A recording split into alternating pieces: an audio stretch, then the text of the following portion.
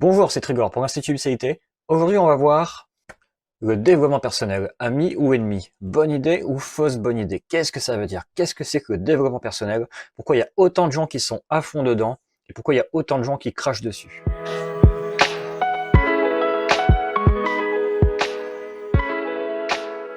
Et ça tombe bien puisque c'est la direction qui est en train de prendre ma chaîne YouTube. Je vais assumer de plus en plus que c'est une chaîne de développement personnel par le processus d'individuation. Je vous donne des moyens, des outils pour faire croître ce qu'il y a d'individu en vous. Je vous parle des pièges à éviter, comme dans le dernier cri de l'ego. C'est une vidéo qui est très appréciée, j'ai beaucoup de commentaires très riches en privé. Le point de départ, c'est quoi? Un être humain, ça grandit, mais c'est pas parce que ça grandit que ça mûrit. Et un être humain, ça peut mûrir très jeune aussi, ça peut mûrir très tard aussi, et ça va être ça le processus d'individuation. C'est pas tellement comment être un homme, comment être une femme, mais par contre, dans notre manière d'être un homme, d'être une femme, d'être transgenre si vous voulez, dans notre manière d'être qui nous sommes, il y a des choses qu'on va inconsciemment vouloir sous-traiter au reste du monde. Et ça se comprend de manière très simple, avec un schéma ordre et chaos par exemple.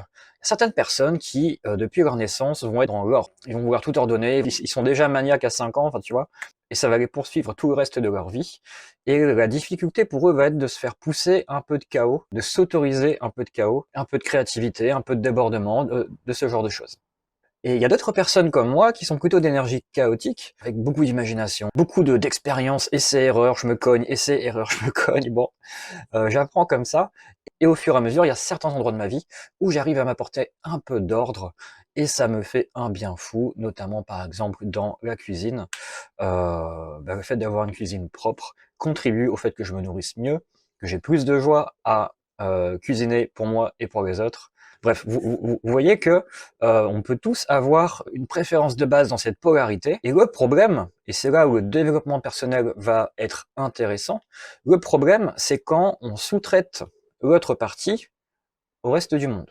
Ça peut être un adolescent qui range pas sa chambre. Ça tombe bien, il a une mère maniaque qui veut ranger sa chambre. Bon bah, ils vont passer des années dans une relation, l'ado met du chaos, la maman met de l'ordre, l'ado met du chaos, la maman met de l'ordre, et ceci forme un tout parfait cohérent relationnel qui n'a pas besoin d'être remis en question, qui n'a pas besoin de vivre une révolution. Et la mère ne comprend pas pourquoi, en montrant l'exemple comme ça, son fils ne se met pas à apporter de l'ordre. Bon bah, c'est précisément parce qu'elle le fait déjà, en fait. L'acte en lui-même est sous-traité par son fils, et dans un sens, l'inverse est vrai aussi. La mère qui ne s'autorise pas un peu de chaos va pouvoir en vivre par procuration aussi, par le fait que son fils en apporte, par sa spontanéité, son originalité, ce genre de choses. Ok, donc les êtres humains se structurent comme ça, souvent dans des relations binômes, ou en plusieurs personnes. Par exemple, il peut y avoir un chef d'entreprise très chaotique, mais avec des employés qui justement se disent putain merde, il faut qu'on ordonne le truc, sinon tout va s'effondrer. Et donc c'est cette nécessité-là de rendre un tout cohérent qui est une nécessité qui dépasse les êtres humains, qui se joue de nous, en fin de compte, qui va produire ces ensembles d'humains, où une moitié d'individu va trouver son autre moitié d'individu. Ok? Et c'est comme ça aussi que beaucoup de couples se forment. On dit souvent d'ailleurs chercher sa moitié. On a beaucoup de couples très connus comme ça, par exemple un gars, une fille, avec la femme maniaque et puis le mec, lui, qui apporte du fun, du chaos dans le couple, ok? Et donc ça, tous ces gens dont je vous parle là, ce sont des gens qui ne se sont pas individués. Ce sont des gens qui ne se sont pas individués, puisque s'individuer, c'est devenir tout seul, soi-même, une totalité. D'accord? C'est l'individu. Individu, c'est ce qui est indivisible. Et en fait, ça pose la question, ce processus-là pose la question, un être humain à lui tout seul peut-il devenir un village? Un être humain à lui tout seul peut-il incarner la partie ordre et la partie chaos et l'harmonie entre les deux? Et tout le développement personnel, tout le monde du développement personnel est un monde qui essaye de vous emmener vers ça, qui vous propose de compléter votre individuation, de développer votre individuation. Et le problème, c'est quand vous avez par exemple un coach en développement personnel qui lui est à fond dans l'ordre, il va avoir un élève qui est aussi à fond dans l'ordre, et ben ils vont très bien s'entendre en fait. Ça va matcher, et ils vont parler le même langage. Par contre, un prof qui va être dans l'ordre avec un élève chaotique, c'est là où le développement personnel peut devenir malsain, parce qu'on va pouvoir taper avec un bâton d'ordre sur du chaos en disant c'est pas bien d'être du chaos, il faut être de l'ordre, tu vas ordonner ça, tu vas faire comme ceci, et en fin de compte, on va dénaturer la personne de ce qu'elle est, plutôt que d'utiliser son énergie et de la développer jusqu'à atteindre l'énergie opposée. On va renier cette énergie en disant non, non, non, c'est pas ça qu'il faut faire, c'est comme ça que pour moi ça fonctionne, et ce c'est comme ça que pour moi ça fonctionne, il n'y a rien de plus dangereux, d'accord? Pourquoi? Parce qu'on n'est pas tous les mêmes. Et par conséquent, si on n'est pas la même personne, ce qui fonctionne pour toi, ça va fonctionner pour quelqu'un qui est comme toi. Mais si moi je suis pas comme toi, qu'est-ce qui me dit que ce qui fonctionne pour toi, ça va fonctionner pour moi? Par expérience, dans la plupart des cas, ce qui marche pour moi ne va pas marcher pour vous. Et c'est ça le problème de l'accompagnement au développement personnel dans les processus d'individuation, parce que ça va demander de vraiment reconnaître quelles sont les énergies des autres, et ne pas projeter la sienne, et ne pas croire que son chemin de vie, c'est le meilleur chemin de vie, que tout le monde devrait faire pareil pour réussir. D'ailleurs, ce besoin de réussir, il est propre à un certain profil, et il va pas aller du tout sur d'autres profils, d'accord? Il y a d'autres profils qui, pour réussir, il va pas falloir chercher à réussir. La réussite va être un truc annexe, va être un truc, une conséquence, quelque chose d'autre, d'une autre énergie qu'ils ont en eux, qui ne va pas être réussir, qui va être peut-être relationner avec des gens de qualité, qui va être peut-être développer des choses originales. Et donc voilà, quand vous faites du développement personnel, il va y avoir plein de livres très très simples sur comment développer ça, comment développer ça, comment développer ça. Il y a vraiment du bon à prendre, je vous encourage à prendre ce qui est bon pour vous et à dégager tout ce qui n'est pas bon pour vous, d'accord?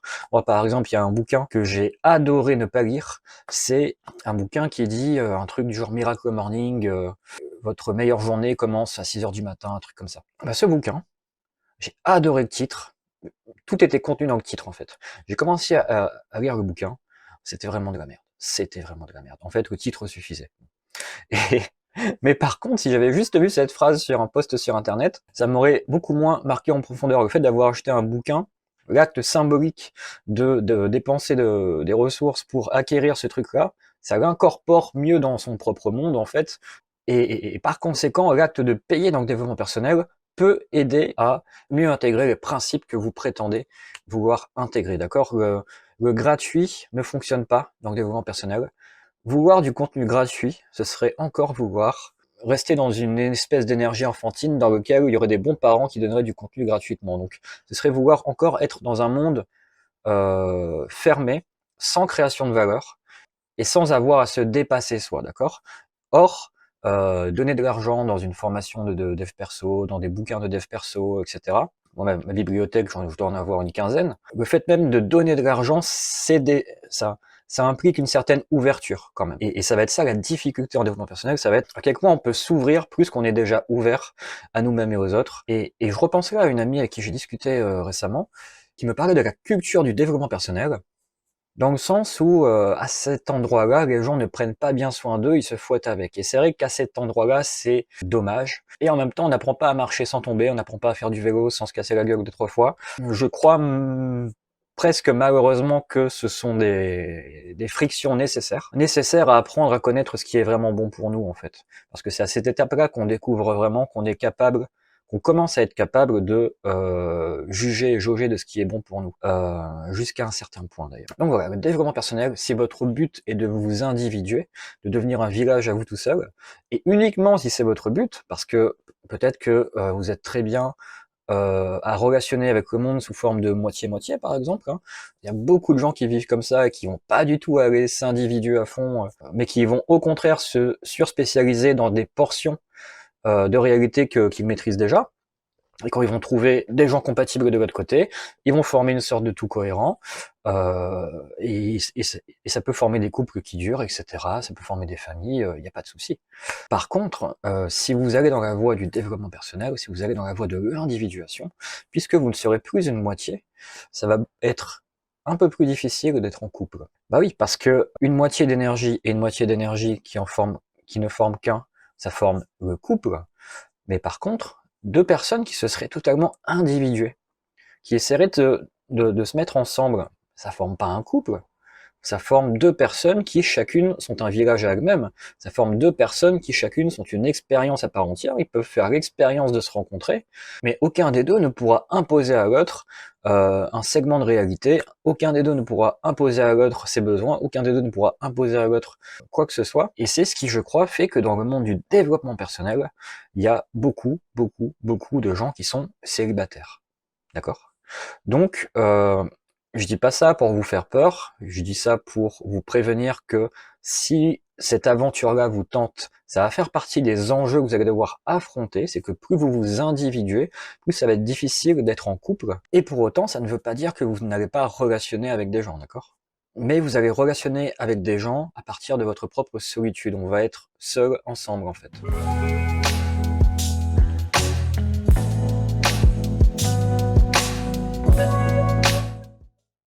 C'est quand la dernière fois que vous avez pris une décision difficile dans votre vie? C'était quand la dernière fois, avant ces décisions difficiles, que vous avez pris une autre décision difficile? Les décisions difficiles, c'est souvent, je crois, des étapes de maturation. Faire un choix difficile, ça fait mal, c'est de la douleur, c'est pas forcément de la souffrance. Par contre, ça va être de la souffrance si cette douleur ne fait pas sens pour vous au final, d'accord? Et c'est là que vous pourrez rectifier le tir et aller dans une meilleure direction, d'accord? Donc si vous faites du développement personnel, soyez vraiment au maximum ouvert à vos besoins, quoi. Bon. J'ai sorti une formation de CNV à ce propos, parce que si vous n'écoutez pas vos besoins vont vous juger, vos besoins vont vous maltraiter, vos besoins vont vous faire souffrir, d'accord? Et il y aura personne pour vous aider à cet endroit-là. Le processus d'individuation, c'est une aventure dans laquelle il n'y a personne pour vous aider. C'est fini, il y a une personne qui va me soutenir et prendre soin du truc, non. Vous allez devoir apprendre à sortir de la souffrance tout seul. Et ça, je crois que c'est probablement le meilleur cadeau que j'ai pu recevoir de ce monde-là, du développement personnel. En fin de compte, c'est au bout d'un moment, on n'a pas le choix, on tente des trucs qui sont vraiment pas bons pour nous, et je parle même pas d'un point de vue égotique ou orgueil, pas bon pour mon être en fait, c'était de la maltraitance, ça ne m'apportait rien, ça ne me nourrissait pas, comme par exemple de faire des to-do list et tout, ça pour moi ça marche pas. Peut-être que pour les gens qui sont dans l'ordre, ça marche très bien pour eux, ils ont la dopamine de compléter des trucs, ok.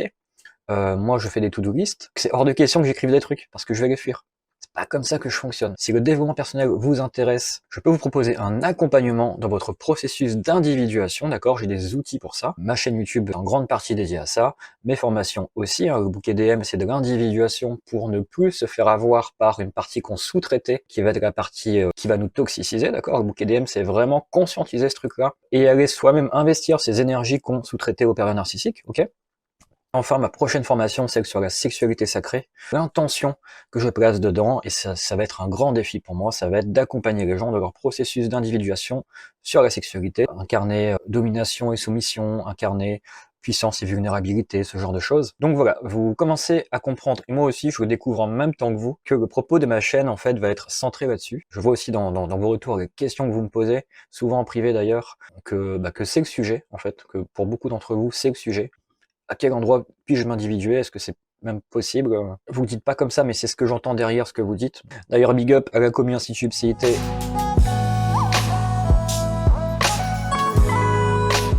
Et j'ai vraiment à cœur que parmi vous, on soit plusieurs à s'aventurer dans ce processus d'individuation. Et l'aboutissement de ça, pour moi, ça va être la formation XCIT sur mon site. C'est le truc le plus violent que j'ai pu trouver sur la question. Chaque chose en son temps, donc. Vous commencez à voir un petit peu où je vais, mais surtout où nous allons. Donc merci de m'accompagner dans cette aventure. Si vous avez de la joie à ce processus d'individuation, eh ben bienvenue, bienvenue à bord. Ça va faire mal à tout le monde, on va souffrir chacun dans notre coin. On pourra pas se faire des câlins, ça va être horrible, et en même temps on aura chacun appris individuellement à ne plus souffrir, à transmuter la souffrance en douleur qui fait sens, ou à rectifier pour ne pas souffrir inutilement. Donc voilà, moi c'est ça, un des gros cadeaux que je garde du développement personnel. Donc cette vidéo touche à sa fin. Si elle t'a plu, merci de mettre un j'aime. Si tu as des choses à dire sur le développement personnel, si tu as du contenu de qualité à proposer là-dessus, n'hésite pas à alimenter les commentaires de ta propre richesse, d'accord? Et je te souhaite à bientôt pour une prochaine vidéo. Merci. Ah, petite information supplémentaire, cette vidéo me donne l'idée de créer un channel dans le Discord Institut Psyché, un channel dédié aux décisions difficiles, d'accord? On y fera, la commu et moi, des témoignages de décisions difficiles qu'on a pu faire dans notre vie, qui ont participé à notre processus d'individuation. Ça risque d'être très intéressant.